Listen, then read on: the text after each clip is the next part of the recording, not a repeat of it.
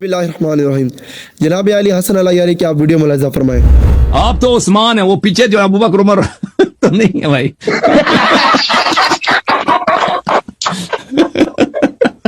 جانتے ہو سرکار، جانتے ہو علی بن ولی اللہ وسیم رضا۔ ماشاء اللہ ماشاء اللہ، اللہ آپ سب کو عزت دے، اللہ آپ کو عزت دے۔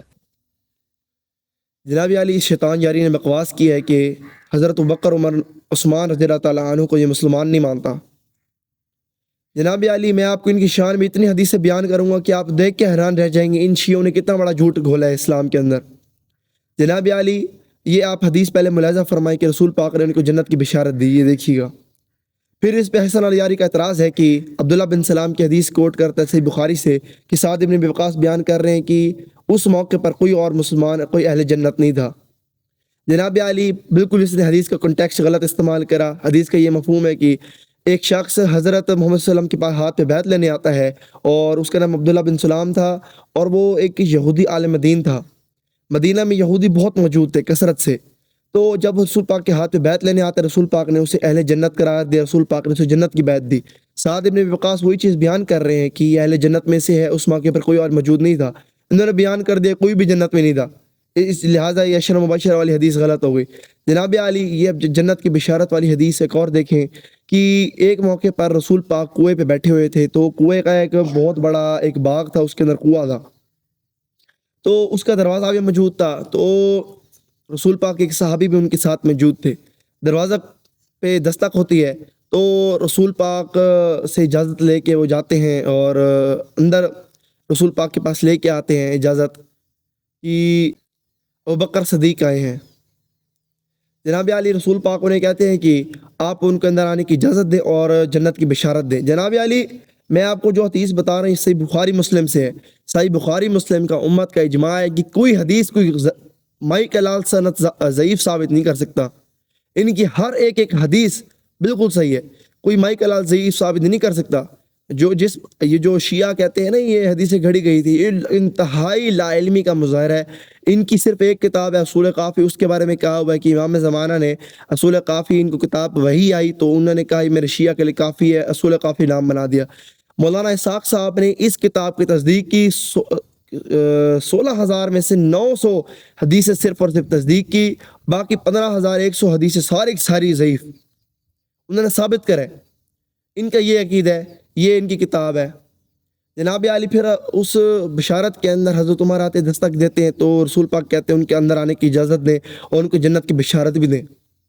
جنت کی بشارت دینے کے بعد حضرت عثمان آتے تو رسول پاک کہتے ہیں آپ ان کو جنت کی بشارت دیں کافی تکلیفوں کے ساتھ، تو وہ جنت کی بشارت دیتے ہیں، آ کے بیٹھ جاتے ہیں۔ کنویں کے جیسے ایک دیوار ہوتی ہے تو رسول پاک ادھر موجود تھے، حضرت ابوبکر ادھر موجود تھے، حضرت عمر ادھر موجود تھے، تو حضرت عثمان آتے ہیں تو آنے کے بعد وہ سامنے جا کے بیٹھ جاتے ہیں۔ جو صحابی حدیث بیان کر رہے ہیں وہ کہتے ہیں کہ میں یہاں سے اندازہ لگایا کہ ان کی قبروں کا نقشہ بھی ایسا ہی بنے گا۔ جناب علی جس نے کہا کہ حضرت ابوبکر عمر کو مسلمان نہیں مانتا، میں آپ کو بتاتا ہوں حضرت علی کا خطبہ موجود ہے نہج البلاغہ میں بھی، صحیح بخاری میں بھی، جس پہ امت کا اجماع ہے۔ حضرت علی نے فرمایا کہ جب حضرت عمر کے جنازے پر کہ میری خواہش ہے کہ میں ان کے اعمالوں کے ساتھ اس دنیا سے جاؤں، اور پھر آگے الفاظ ہے کہ میں رسول اللہ سے اکثر سنا کرتا تھا کہ میں ابوبکر عمر گئے، میں ابوبکر عمر آئے اور میں ابوبکر عمر جا رہے تھے، یہ حدیث کے الفاظ ہیں۔ تو حضرت علی فرماتے کہ یہاں سے ہم اندازہ لگایا کرتے تھے کہ ان کی قبروں کا نقشہ بھی ایسی بنے گا۔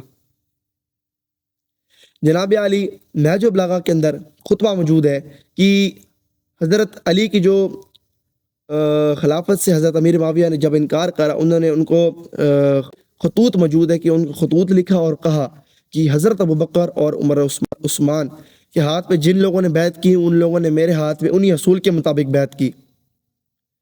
ان کی اطاعت اللہ کی اطاعت ہے، ان کی مخالفت اللہ کی مخالفت ہے، یہ آپ دیکھ لیں۔ اس کے بعد تو دو ٹوک عقیدہ ہے، بالکل کلیئر ہو جانا چاہیے۔ اس کے بعد بھی بکواسیات، اتنا بغض ان کے خلاف جنہوں نے رسول پاک کے لیے پوری زندگی اپنی گواہی۔ میں آپ کو اس کے علاوہ ایک اور حدیث سے ان کی شان میں دکھا سکتا ہوں، اور ان کے خلاف اتنی جہالت اور کوئی موقع نہیں جانے دیتے ان کے خلاف تان کرنے کا۔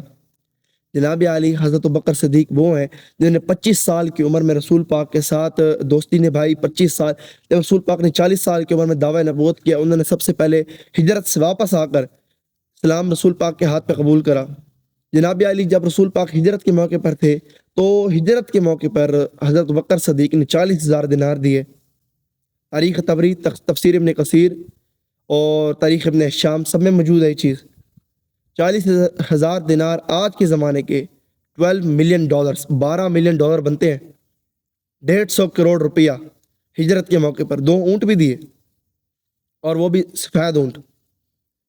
جناب علی ابو بکر صدیق تو وہ تھے کہ رسول پاک ابھی حکم نہیں کرتے تھے کہ اس غلام کو ان کے دل میں چل رہا تھا آزاد کروانے. حضرت بکر صدیق پہلے اور انتہائی مہنگے ریٹوں پہ ان کو آزاد کروا کے لے آتے تھے. عمار ابن یاسر، بلال ابن رباح اور کئی دیگر صحابین کو کس نے آزاد کروایا اتنی بڑی قیمت پہ؟ حضرت بکر صدیق نے.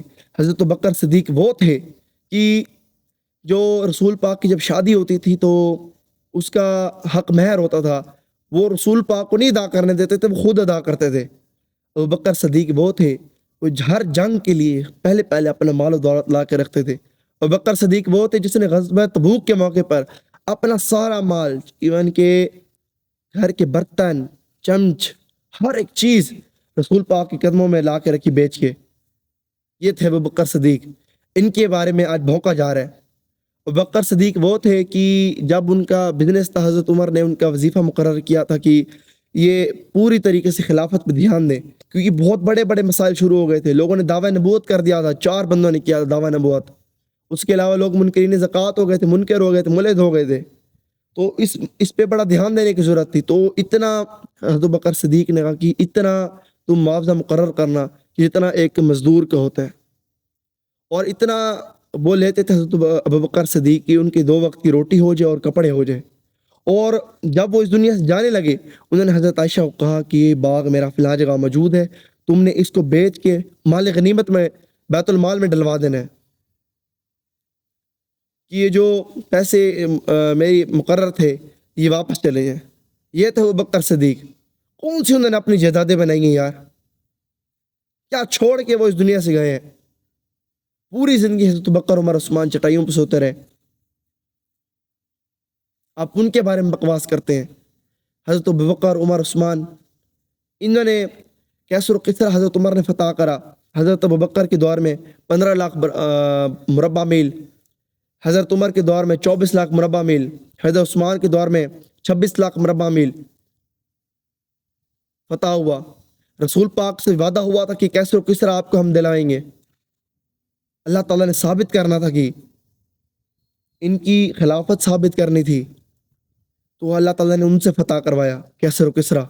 اللہ کا وعدہ ان سے ثابت ہوا. ان کے مشورے تو قرآن میں آئے یار. یہ دیکھ لیں آپ،